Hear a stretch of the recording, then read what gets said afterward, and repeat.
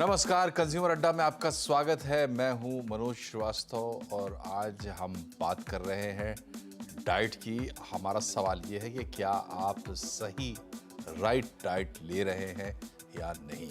इसकी वजह ये है कि आईसीएमआर ने और नेशनल इंस्टीट्यूट ऑफ न्यूट्रिशन, तो आईसीएमआर NIN ने नई फ्रेश गाइडलाइंस जारी की है खान पान को लेकर देश में। और ये 13 साल के बाद आई है गाइडलाइंस। 2011 में पिछली गाइडलाइंस आई थी, उसके बाद अब जाके रिवाइज की है। तो इसमें कुछ नई बातें हैं, खास बातें हैं, उस पर हम चर्चा करेंगे। लेकिन इसका जो बेसिक प्रेमाइस है वो आपको बता देते हैं।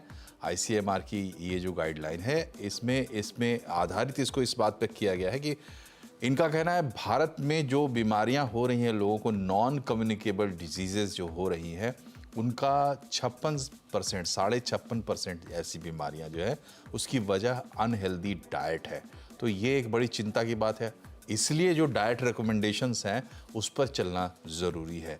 यानी अगर आप अपने डाइट को संभालेंगे, इसके हिसाब से ढालेंगे, तो 80% तक टाइप 2 डायबिटीज़ कम की जा सकती। नॉन कम्युनिकेबल डिजीज़ में एक बड़ा एग्जाम्पल है कोरोनरी हार्ट डिजीज़, हाइपरटेंशन। ये तमाम चीज़ें घटेंगी अगर आप अपने डाइट को थोड़ा हेल्दी बनाते हैं तो, और साथ में थोड़ा व्यायाम अगर आप ऐड करते हैं तो। और अगर आप ये सब करते हैं तो जो प्रीमेच्योर डेथ केसेस होती हैं जाहिर है इन बीमारियों के चलते, वो भी कम होंगे। हाई फैट, सॉल्ट और शुगर को मना करना है, कम करना है हमारे डाइट में, ये ज़्यादा है। इसको लेकर चिंता व्यक्त की गई है।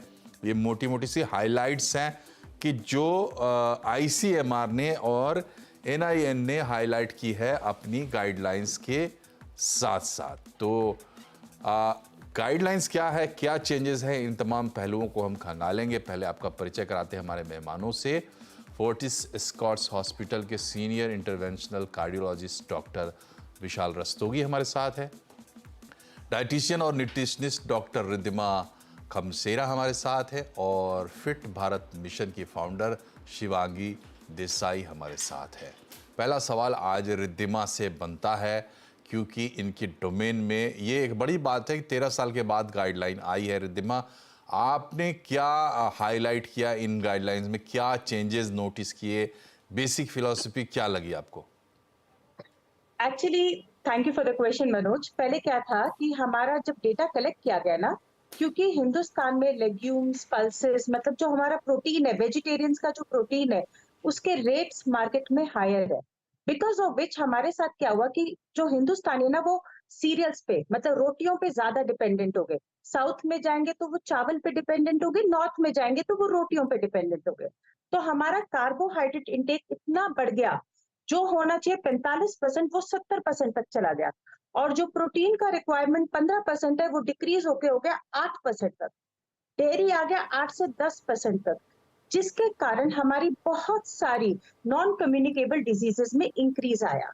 थोड़ा सा ये टेंशन की बात भी है, क्योंकि अब भारत क्या है, अपनी बहुत सारी मेडिकल इश्यूज में थोड़ी अपनी, कहते हैं ना, पोजीशन लीड करने लग गया है। Because of which ICMR and NIN under Hemlata ma'am, उन्होंने गाइडलाइन जारी किया है। ये एक्चुअली बहुत लंबा मीट था और बहुत डिटेल्ड, मतलब डिस्कशन हुआ। उसमें ये गाइडलाइन है कि कितनी मात्रा में हमें मैक्रोज लेने चाहिए, हमारी एस्टिमेटेड एवरेज रिक्वायरमेंट कितनी है, RDA कितना होना चाहिए, ये सब चीजों को कैलकुलेट करके गाइडलाइन जारी करी गई है। जिसमें अगर हम मैक्रोज में बात करते हैं तो हमारे प्रोटीन्स, फैट्स और कार्बोहाइड्रेट्स की बात करिए। माइक्रोज में बात करते हैं तो विटामिन एंड मिनरल्स से लेके वाटर इंटेक तक का भी बताया गया है। जैसे एक छोटा सा एग्जांपल देती हूँ। 2010 में हम जो प्रोटीन का रिक्वायरमेंट मानते थे वो 1.5 करते थे। 2020 तक वो 1 तक आ गया, अभी आ गया 0.8 पे। कार्बोहाइड्रेट, पहले आपको पता, आप सरप्राइज होंगे, अगर आप प्रोपोर्शन लेके चलते हैं तो 3:2:1 की प्रोपोर्शन चलती थी, जिसमें 3 हो गया सीरियल्स। 2010 में ये 11 था, अब आया 2020 में ये हो गया 3। और अभी जो 2024 में इसको डिक्रीज कर गया 100 से 150 ग्राम एवरी डे का कंजम्पशन होना चाहिए। और on the higher side 250 gram every day का सीरियल कंजम्पशन होना चाहिए। वहीं पर प्रोटीन्स 85 ग्राम्स तक चले जाना चाहिए। अगर आपकी एक प्लेटिंग लेते हैं, मतलब एक प्लेट को अगर हम कंसिडर करते हैं, उसमें से आधी प्लेट में आपके 8 फूड ग्रुप्स होते हैं, उसमें से फ्रूट्स, वेजिटेबल्स, ट्यूबर्स, रूट्स वो 1/4 होना चाहिए, 1/4 होने चाहिए। यानी अगर 100 ग्राम फ्रूट्स कंज्यूम करते हैं तो 400 ग्राम आपकी वेजिटेबल्स होनी चाहिए, ताकि आपका ये रिक्वायरमेंट पूरा हो। प्रोटीन 85 ग्राम तक होना चाहिए, और कार्बोहाइड्रेट जिसमें सीरियल्स में हमारे ग्रेन्स आ गए और मिलेट्स आ गए, ठीक है, उनको आप लेके चलेंगे 250 ग्राम तक। इसके अलावा इसमें बहुत इंपॉर्टेंट जो एम्फेसिस दिया गया है वो प्यूफा पे दिया हुआ है, poly unsaturated fatty acid. Poly unsaturated fatty acid हमारे हार्ट और ग्रोथ एंड डेवलपमेंट में काम आता है। इसमें N3 और N6 होता है, उसके ऊपर ज्यादा फोकस किया गया है। उसकी भी मात्रा बताई गई है कि वो आपको 35 ग्राम डेली कंज्यूम करना है। अगर एक वेजिटेरियन से इसमें लेंगे तो वो सीड्स की फॉर्म में हो सकता है, फ्लैक्स सीड्स, चिया सीड्स या इस तरह की चीजों में। और फैट का परसेंटेज जो है, मतलब टोटल डेली कंजम्पशन 27 ग्राम कर दिए। अगर परसेंटेज के हिसाब से लेते हैं तो 15% फैट कर दिया, जिसकी अपर लिमिट 30% तक हायर उसमें कर दिया। 15 से 30% आपको ले सकते हो। 30 को भी फर्दर डिविजन दिया, मतलब ये बहुत डिटेल्ड है। इसमें आप saturated fatty acid, poly unsaturated fatty acid और मोनो अनसैचुरेटेड फैटी एसिड्स बराबर मात्रा में होना चाहिए। हिंदुस्तान की, जैसे अगर आप विलेजेस की तरफ जाते हैं या थोड़ा सा टायर 2 एंड टायर 3 सिटीज में जाते हैं, वहां पे घी का कंजम्पशन बहुत ज्यादा बढ़ गया। तो प्यूफा और आपका ये जो मोनो अनसैचुरेटेड नुफा है, ये तो बिल्कुल जीरो हो गया, और सैचुरेटेड फैटी एसिड्स में सब्जियां बनने लग गई।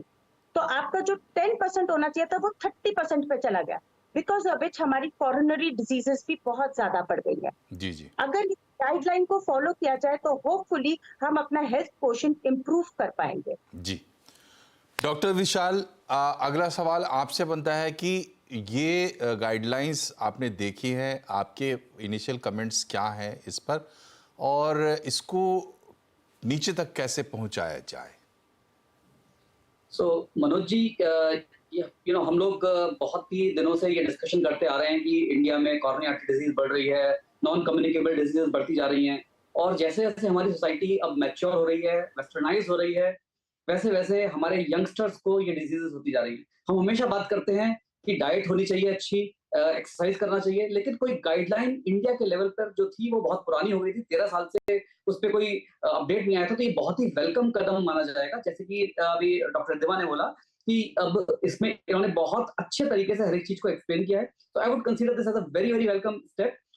और इसकी वजह से अगर हम अपनी कॉरोनरी आर्टरी डिजीज को, डायबिटीज को और हाइपरटेंशन को, ये 3 बड़ी बड़ी बीमारियां जिनसे कि सबसे ज्यादा हमारे मरीज परेशान हैं और जिसकी वजह से मैक्सिमम हम लोग हॉस्पिटल में डिजीज बर्डन देखते हैं, ये हम कम कर पाएंगे। तो मेरा जो प्रिलिमिनरी इसमें मैंने स्टडी किया है, उसके हिसाब से इन्होंने बहुत ही डिटेल्ड इसका उन्होंने पूरा एनालिसिस दिया है।